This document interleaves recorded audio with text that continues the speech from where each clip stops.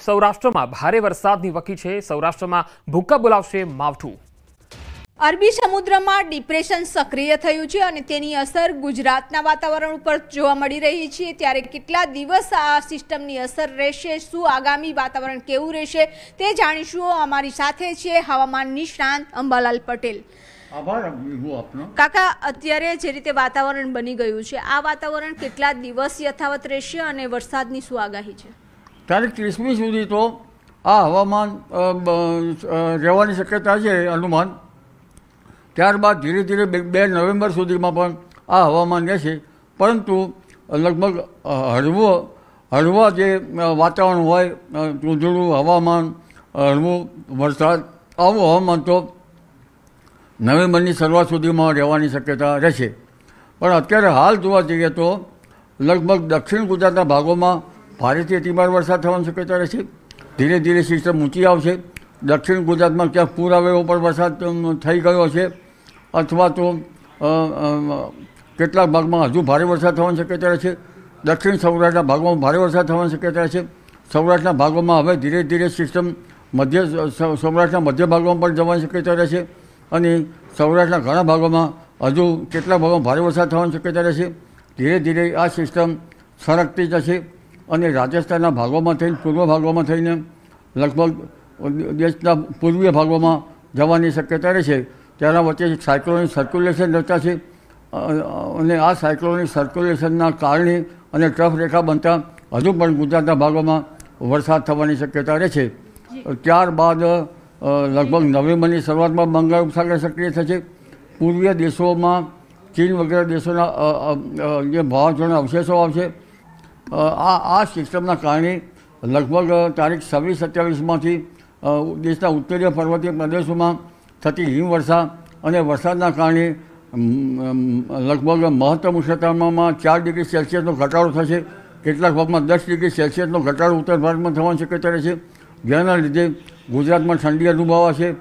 પરંતુ ત્યારબાદ ઠંડી લગભગ જાણે ગાયબ થતી હોય તેવું જણાશે અને ત્યારબાદ 4થી 8માં બીજો એક પછી વિક્ષેપ આવશે અને નવેમ્બરની શરૂઆતમાં ને લગભગ નવેમ્બરની શરૂઆતમાં અરબી સમુદ્ર અને બંગાળ ઉપસાગર બંને સિસ્ટમોના કારણે પુનઃ હળવો જે બદલાવ એ ગુજરાતના ભાગમાં આવવાની શક્યતા રહેશે।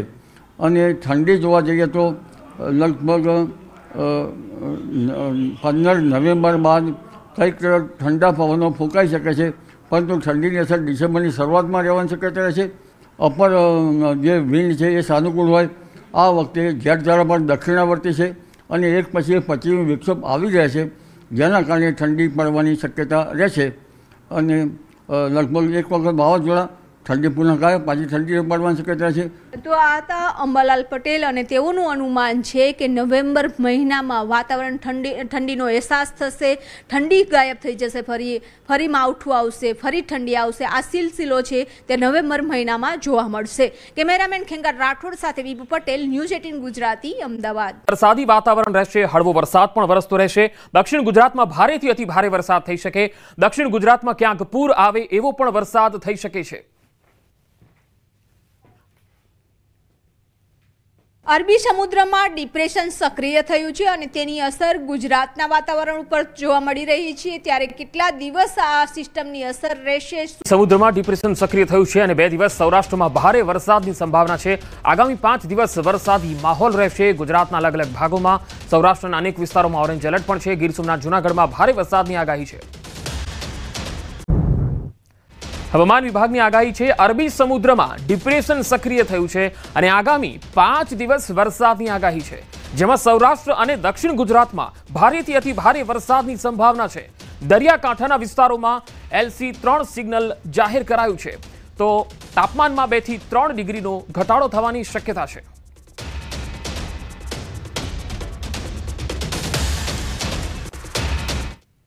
वर्तमान में जो सिस्टम है उसमें एक डिप्रेशन है ईस्ट सेंट्रल अरेबियन सी पे, और अभी फ़िलहाल उसका मूवमेंट है साउथ वेस्ट वर्ड। और जो एक और सिस्टम है वो एक ट्रफ है, उसी सिस्टम से होके और वेस्ट एमपी तक अक्रॉस साउथ गुजरात। तो इनके प्रभाव से जो है अगले 4 दिन गुजरात रीजन में और अगले 5 दिन सौराष्ट्र कच्छ में हैवी रेन का संभावना है। डे 1 और डे 2 में जो ऑरेंज अलर्ट के साथ वेरी हैवी दिया है हमने, जिसमें सौराष्ट्र कच्छ में अमरेली है, भावनगर, गिर सोमनाथ, दीव इत्यादि है। और गुजरात रीजन में भरूच, सूरत कोस्ट के अलोंग जो डिस्ट्रिक्ट्स हैं, जिसमें भरूच आ गया, सूरत है, नवसारी, वलसाड़, दादर नगर हवेली और दमन, इनमें ऑरेंज अलर्ट दिया है डे 1 में। डे 2 में सौराष्ट्र में ऑरेंज अलर्ट रखा है वेरी हैवी रेन के साथ, जिसमें अमरेली है और साथ में गिर सोमनाथ, दीव इत्यादि है। और अगले 5 दिन सौराष्ट्र कच्छ में येलो अलर्ट है, डे 3, 4, 5, 2 दिन ऑरेंज और 3 दिन येलो।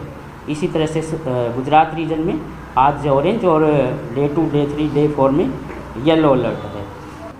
अहमदाबाद में जो डिस्ट्रिक्ट में है तो आइसोलेटेड हैवी रेन 2 दिन के लिए है, डे 1 और डे 2।